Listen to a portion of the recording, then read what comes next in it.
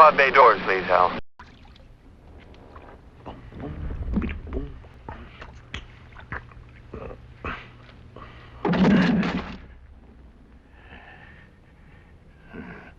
I've been looking for you for 8 months.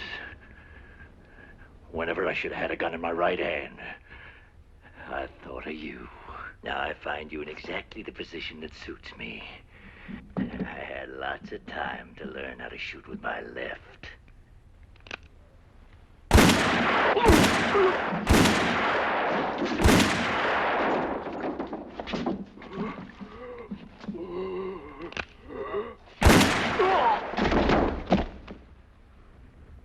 When you have to shoot, shoot, don't talk. Every gun makes its own tune.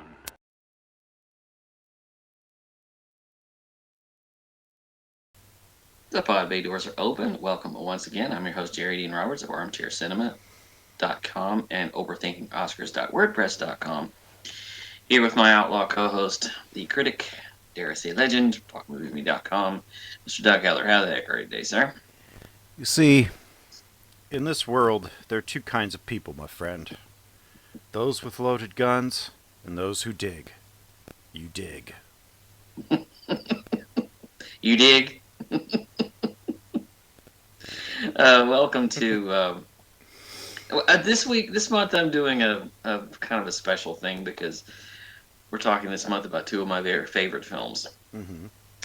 This week we're going to talk about my favorite Western, and then in 2 weeks we're going to talk about my favorite movie. Mm-hmm. Again. And it's interesting that I have picked as two of my favorites two of the biggest dude bro films ever made. Right?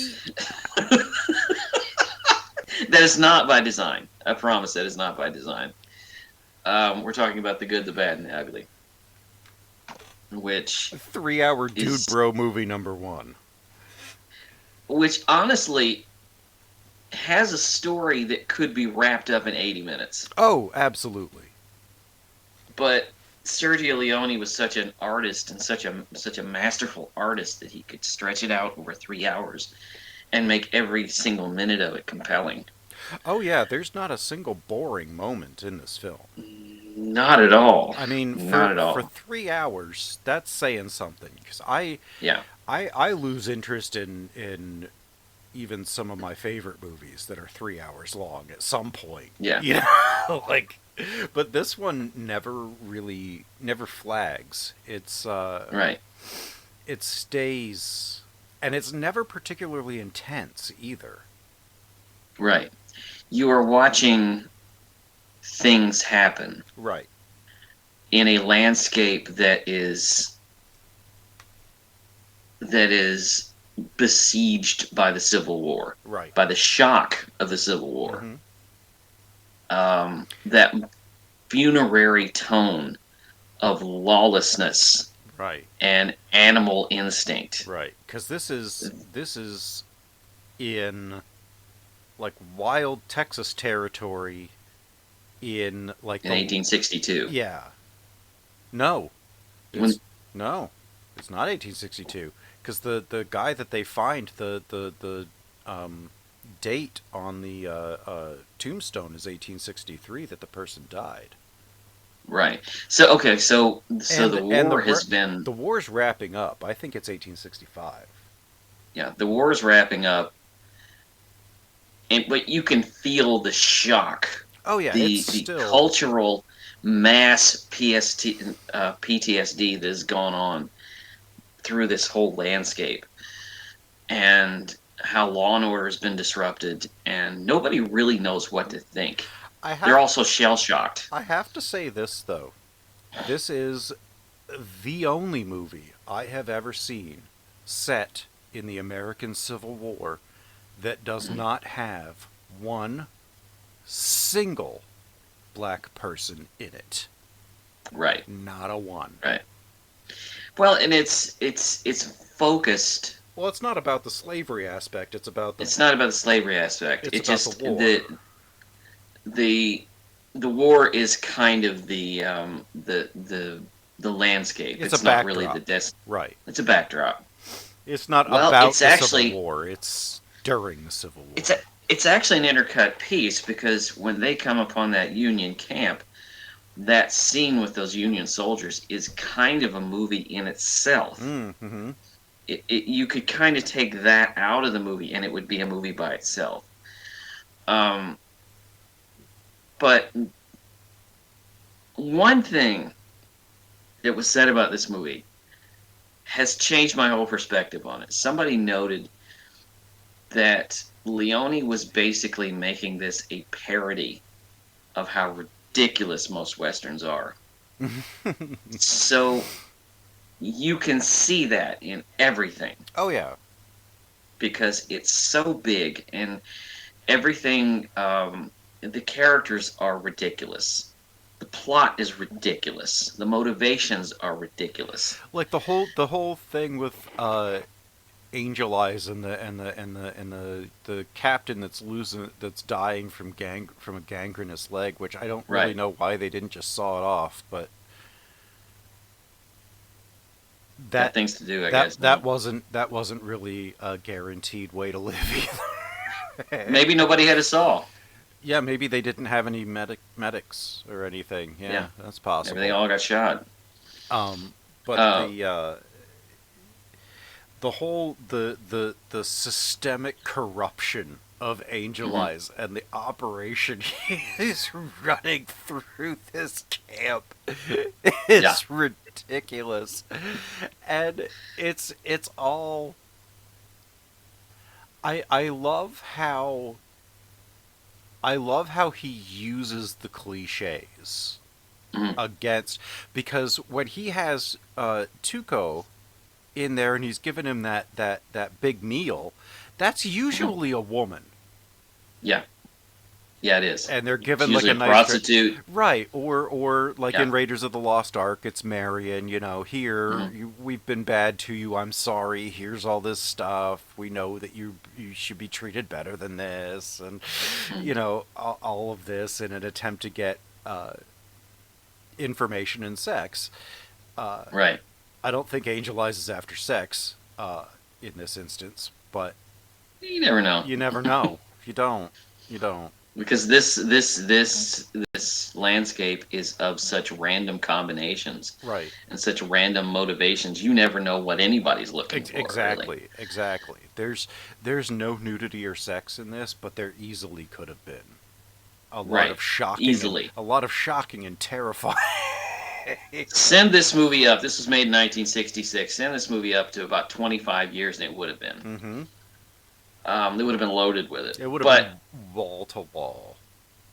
I'm fascinated by the fact that if you go back, we can couple this with your episode a couple of years ago with the gunfighter, where I said it was interesting. It's an interesting Western, but it was so polished. It was such a polished Hollywood Western. I mean, Gregory Peck got his shirt right off the hanger. I mean, it just his shirt is so clean and pressed. There's no trail dust or nothing. No, it's a very clean. And all the supporting players come from the New York stage. I mean, it's right. It just put on costumes. Right.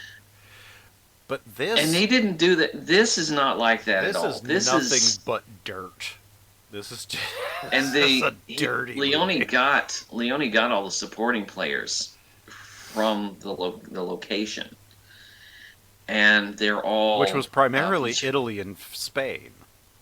Right, like Coppola, he chose faces. Ooh, and such faces.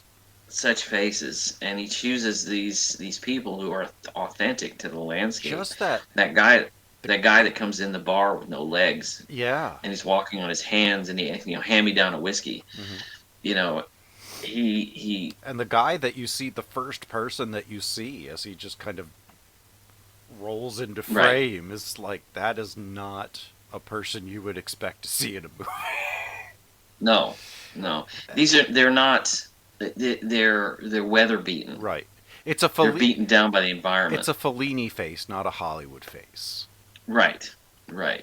You remember these faces. Right. And it's fascinating also because this movie did fine when it came out. It was okay. It didn't get great reviews. Well, wasn't it? It was originally released in kind of a hacked up. Wasn't it like a half an hour, 45 minutes shorter? I believe it was. It was In the also original release? largely in the United States. The problem was that the American mindset had been John Ford Mm-hmm. in Monument Valley, and clean, beautiful landscapes, untouched and Right. polished and trimmed. Right. Which is why And these and Peckinpah had kind of an uphill struggle. right, because this is dirt, rocks, and sagebrush. Yeah. The color is a little off. The landscape, you don't recognize. This is not Monument Valley. This was shot in Spain. Yeah. Yeah. So the Americans don't recognize this, and you're not looking at the mesas in the background. And I want to say this real quick when we're talking about he was shooting in Spain. I can't remember if it's this one or if it's Once Upon a Time in the West. I think it's Once Upon a Time in the West. They were shooting one scene outside in Spain, and all the dirt Mm-hmm. was like red clay, right? Yeah. And I think it was Once Upon a Time in the West. And then Charles Bronson's character, Harmonica, walks into this place. And when he walks in, they were actually shooting it in, like, Texas, Mm-hmm. where the dirt doesn't match. Yeah. They took the dirt from the Spanish location and had it follow Charles Bronson in so that it would look the same when the dust blew in with him.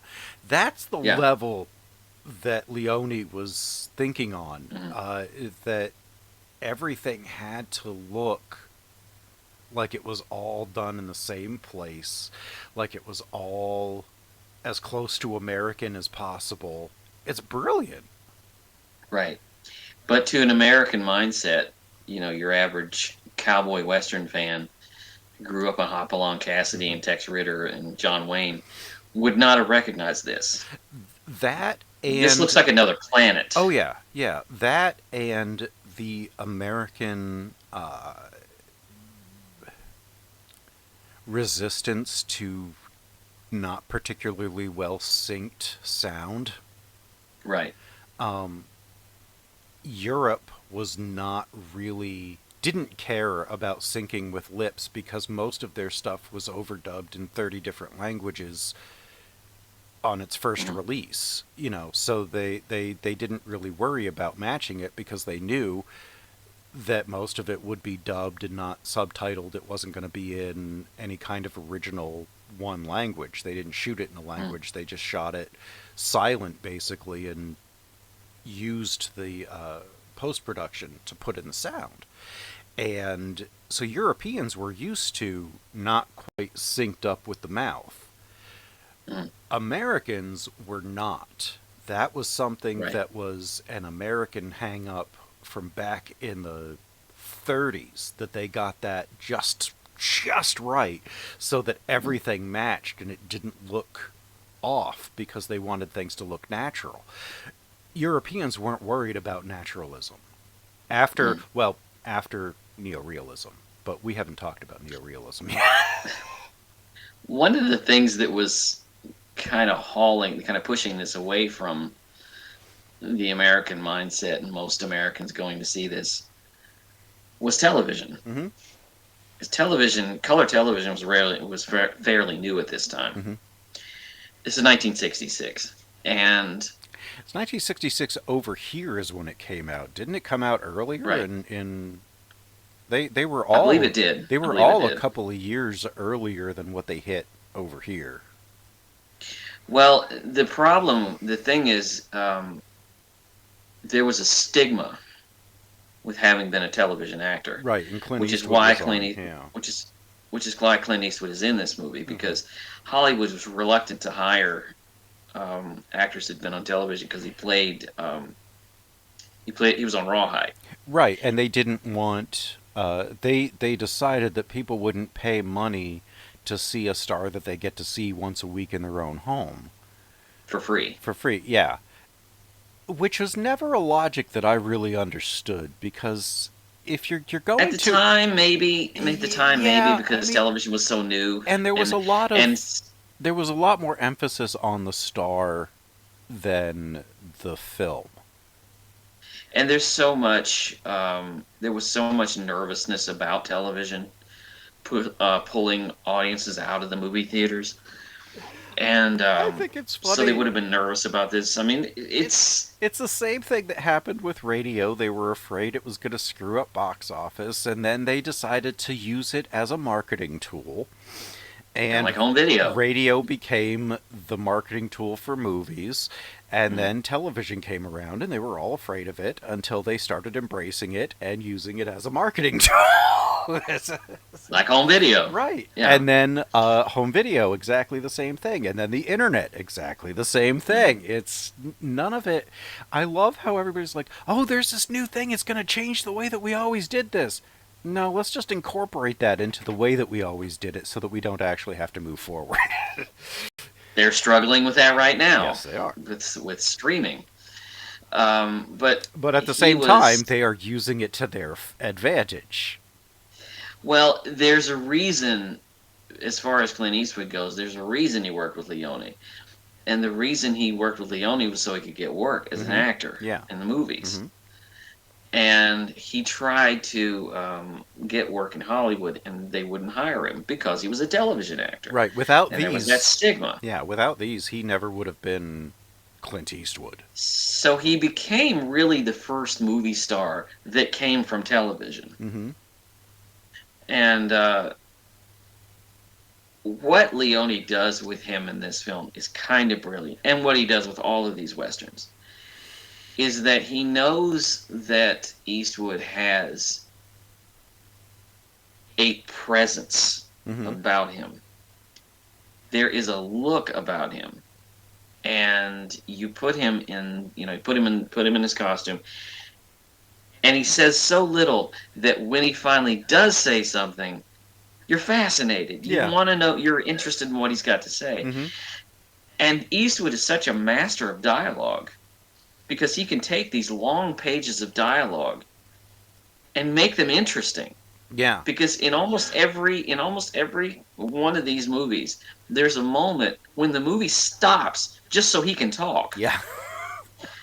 That scene in Sudden Impact when those guys are robbing the coffee shop, it's the go ahead make my day scene. Mm-hmm. Is it when he goes out? Sorry, I had a Hollywood Shuffle flashback. He goes out. Oh, Dirty Larry. He goes out of the coffee shop and the robbery continues. And then he comes back in and the whole thing stops. Just so for 3 minutes, Eastwood can just talk. Yeah. I've been coming to this coffee shop every morning for 5 years. Rosie never puts any cream in my coffee, but today she's loaded it with sugar, and I just thought, And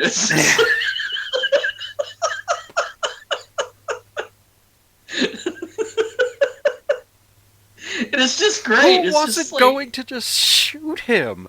Like, sorry, I don't think I can ever watch. I don't think I could ever watch those with a straight face again. Now that I've seen the Dirty Larry thing from Hollywood Shuffle, I don't think I'll ever be able to watch them again.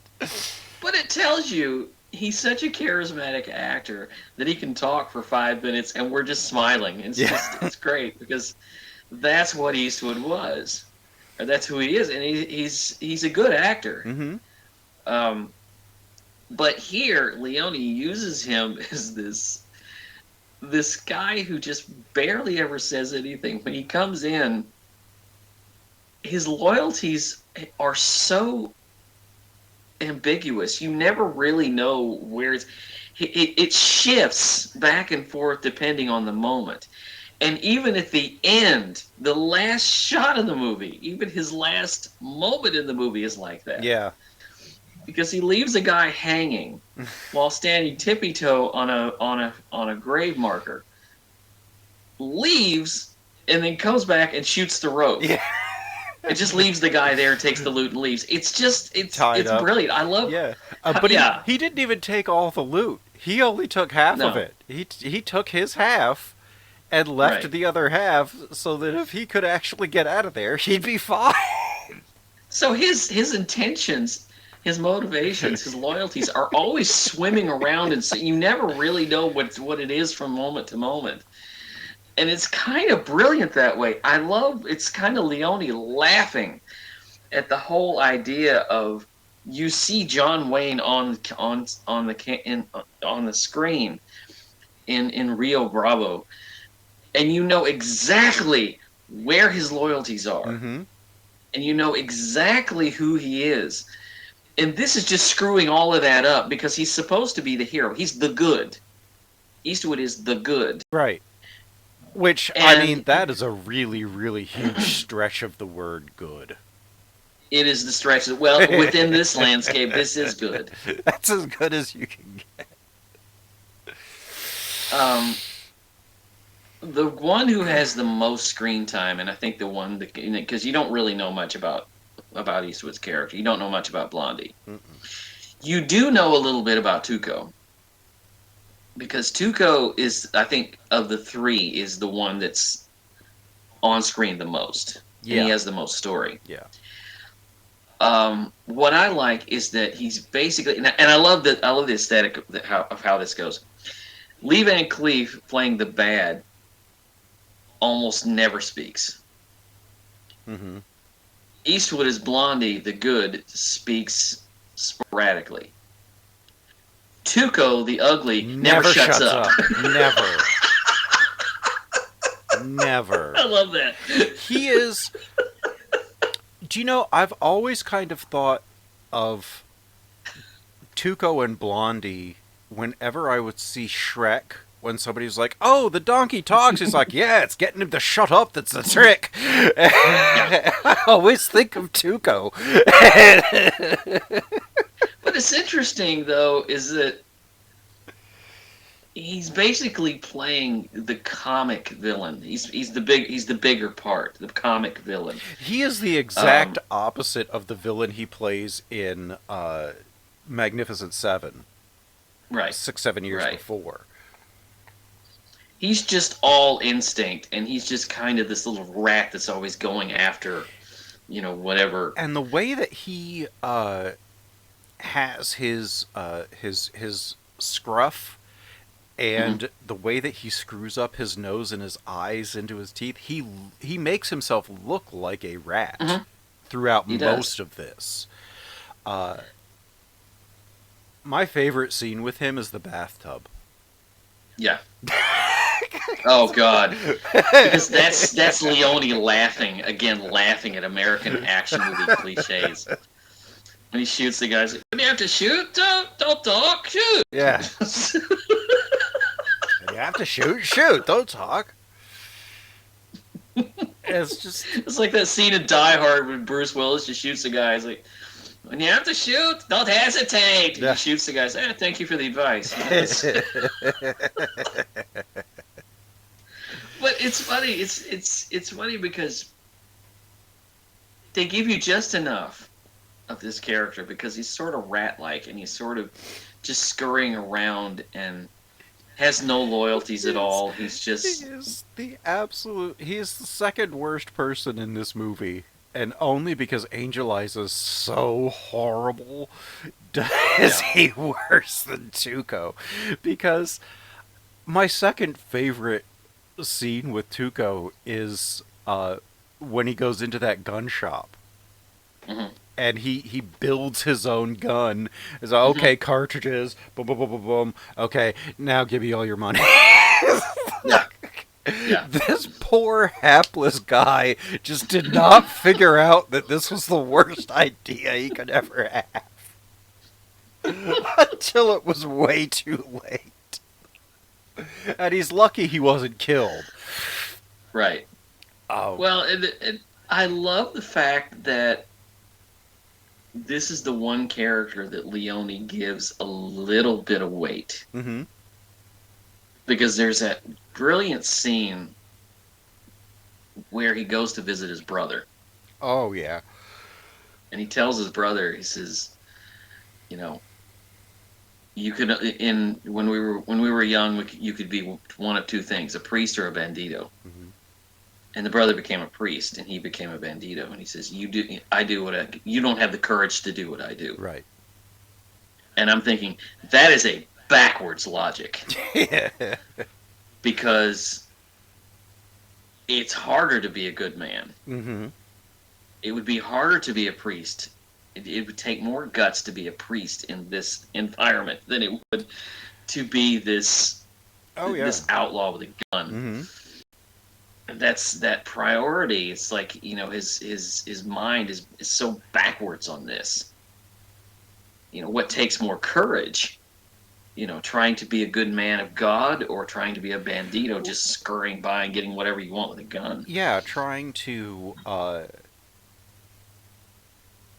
acting contrary to the prevailing sentiment is the harder way to go, and that's always being the better person. Right. You know, doing what's right is seldom what's easy. And, Right. you know, if you can square it with yourself that killing somebody isn't a big deal, then you're you know, that's pretty much you're on your way to not really realizing that good is difficult. Because if you could be okay with just murdering somebody for just killing them for nothing, then you know you're not really going to think that not killing people is very courageous, Right? Because that's a hard thing to get used to if you're a normal person. It's like you're trying to, and I thought of Willem Dafoe in The Last Temptation of Christ. Is like trying to be a good man, trying to be a decent good man, a follower of God in a landscape that is absolutely resistant to it. Yeah. It's just fascinating, you know, this backdrop of just rocks, dirt, sagebrush, and death. Mm-hmm. And men who don't have a reason to believe in God. Right. It's hard And country yet to stay alive in. Right. And that hangover from the Civil War that's happening is prevailing because he's not going to do much business, Right? Because people are out there killing each other, Right. You know, and it's a fascinating bit of weight they put on that character, and because Tuco is such random combinations, Yeah. he's just getting whatever he wants. Mm-hmm. He's just crawling underneath to get all of the things that he wants. And Blondie is a sharpshooter, and he's using his mind, he's using his brain, his instincts to get by. Mm-hmm. And he's shaped in the mold of those American heroes. Right. But it's, yeah.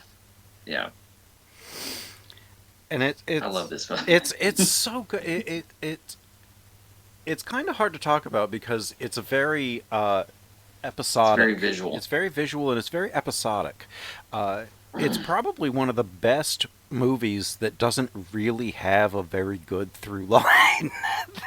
It's like it's one of those movies, and the reason I love it so much is because it's one of those movies when it's over, you feel like you've been through something. Right. It exists more than it plays. Like you are living in this world for 3 hours, and you get acclimated to it, and you're there. You're with them, you know, and it's like a good book. You don't want it to go away when it's done, and because it takes so long, you think that you're going to get to live in it for the rest of your life, and you don't. But when it's over, you're sitting there and you're thinking, okay, this doesn't have an ending. No. It ends with a moment, but it doesn't have an ending because this, you feel like this is just going to go on and they on. They could have easily made another 5 of them with the man with no name character, even though Let's tie up the story. Basically, the story is this: There are 3 men, Blondie, Angel Eyes, and Tuco, and they're looking for a loot of cash. Right. There's Confederate gold stashed in a grave. In a cemetery. Yeah. 2 of them know the name on the grave. One of them. But only one of them. They don't know the name of the cemetery. No, one of them knows the name of the grave. Blondie knows the name on the grave. Okay.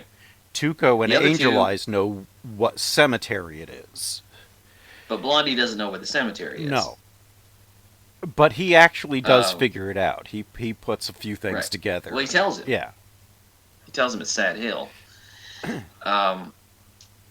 But it's just this ridiculous plot of these 3 guys basically killing you across this landscape to get to this loot that's buried in a grave that turns out to be unmarked. Yeah.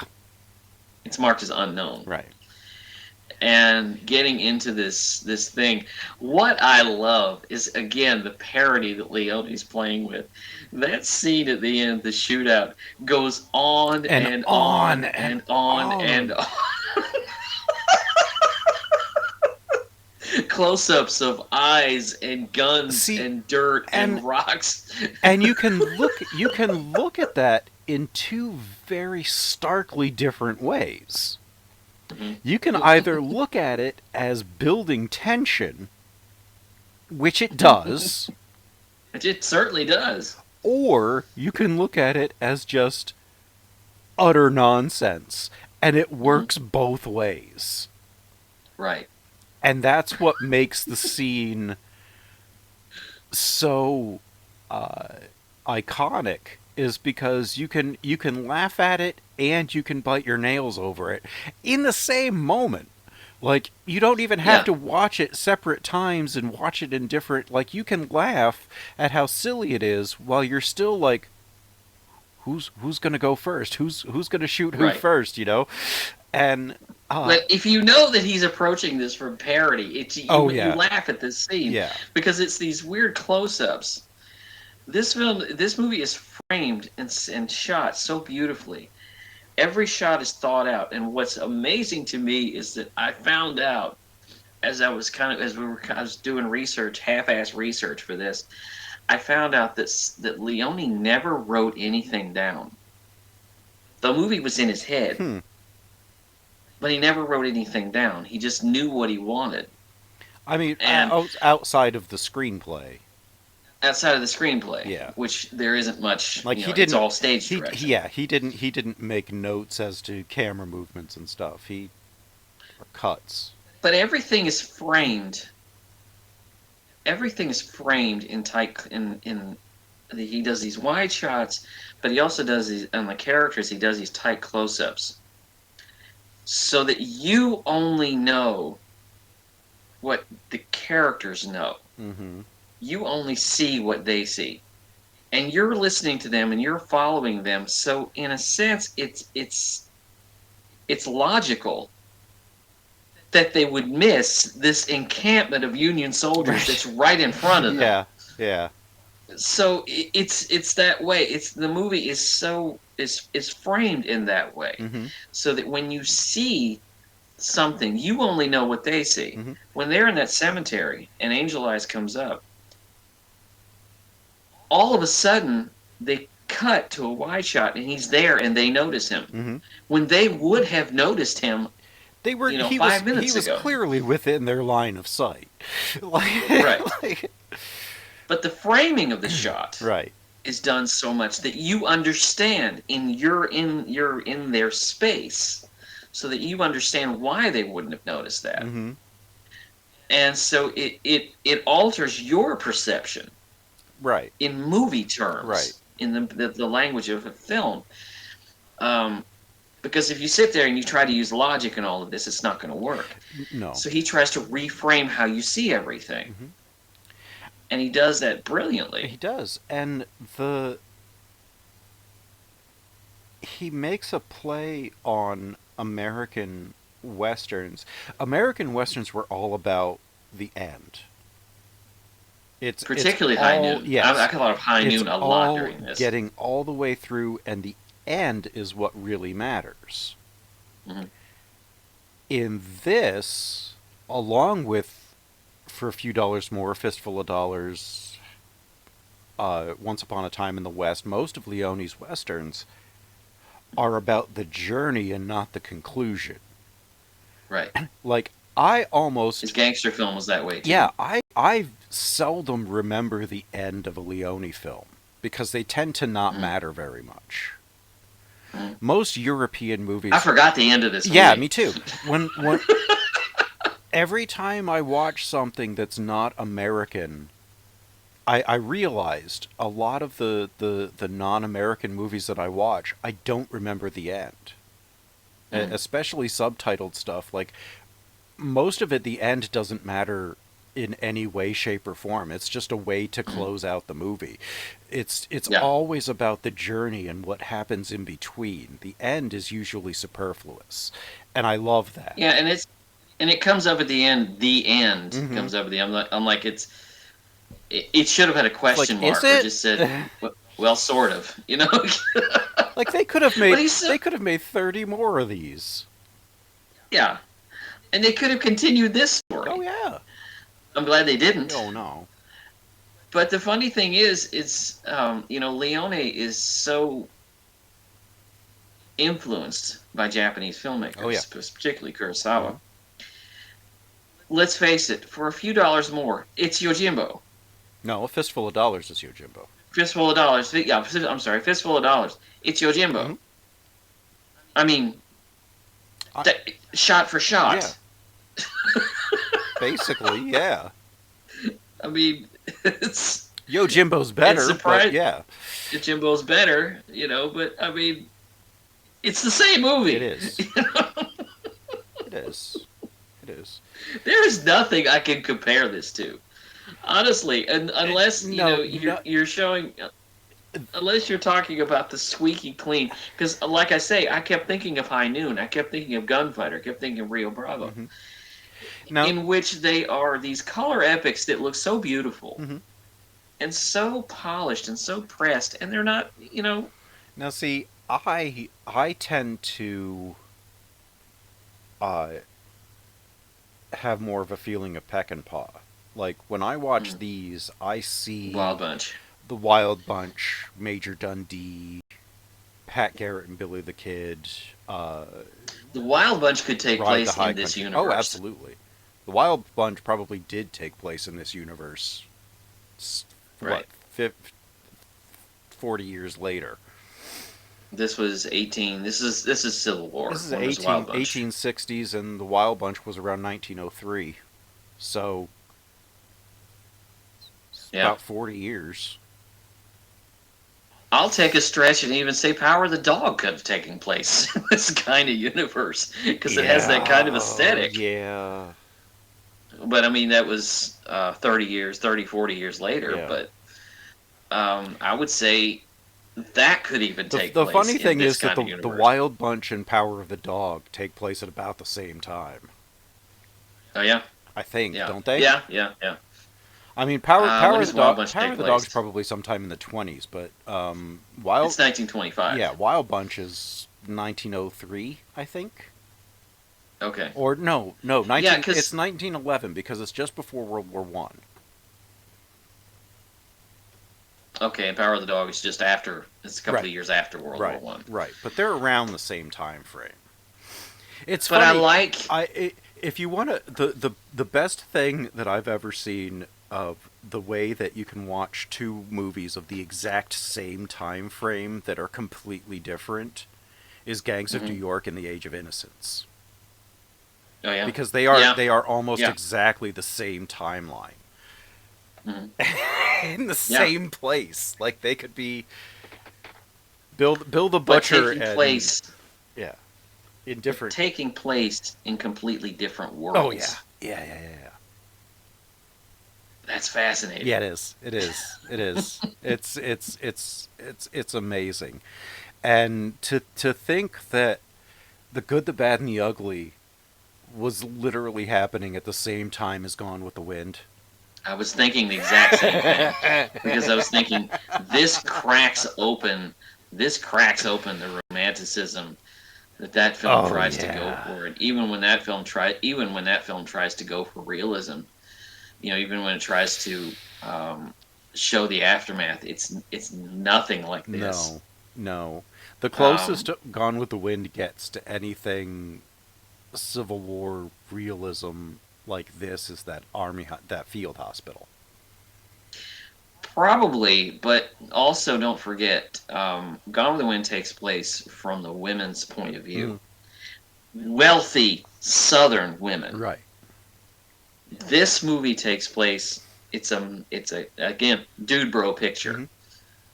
I don't think you could count on one hand the number of women that are in this movie. I only remember the woman at the beginning that gets killed when her husband and child gets killed. Oh no, she doesn't get killed. She lives, but she's the only one I remember. Yeah, she's it. Yeah.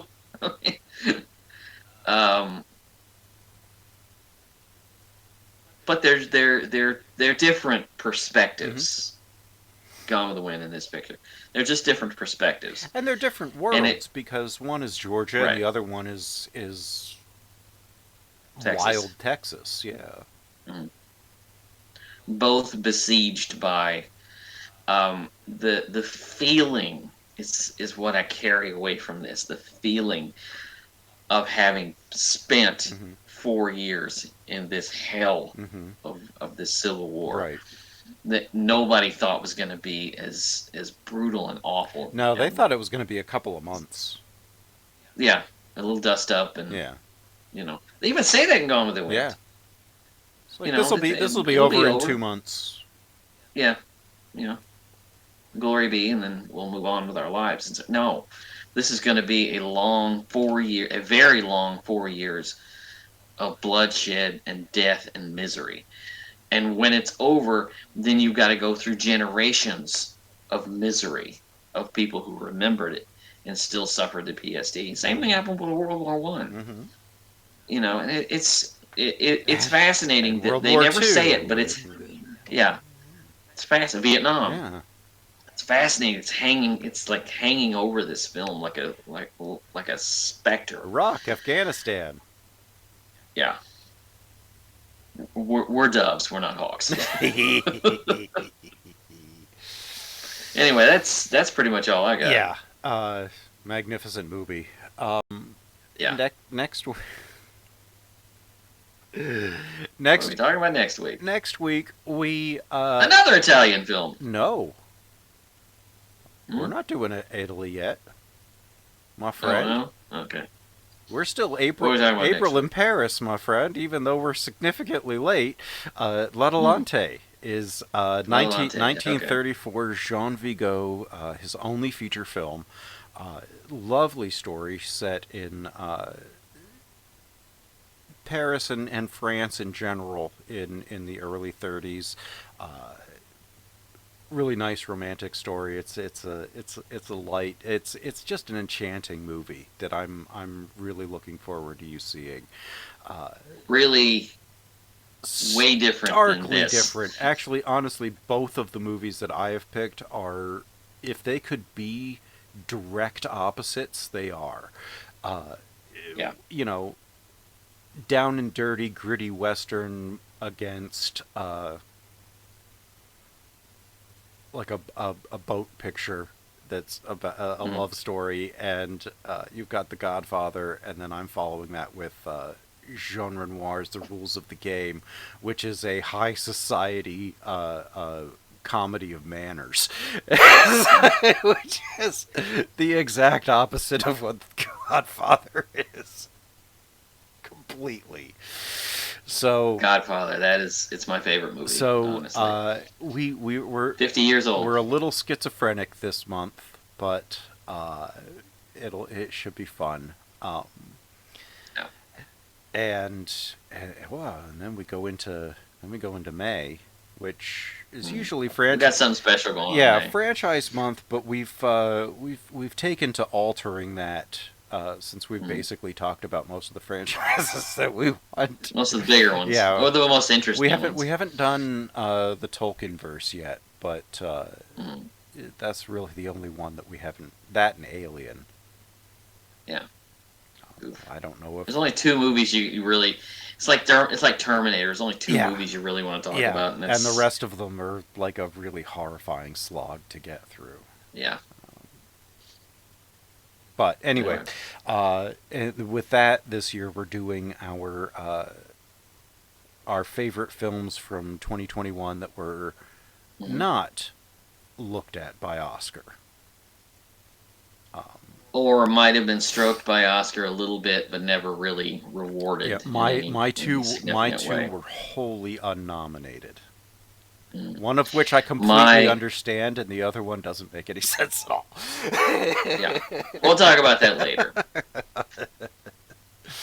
But that's what we have coming up. You can check all of our back episodes at the podbaydorspodcast.wordpress.com. Listen to every new episode that comes up on iTunes or on YouTube. Hit the like, subscribe, notifications buttons on that. You can find us on Twitter at pod_bay. Copy and paste that over onto Patreon. That's the same handle we have over there. We thank you so very much for joining us, and the Pod Bay doors are now closed. The mission has been completed.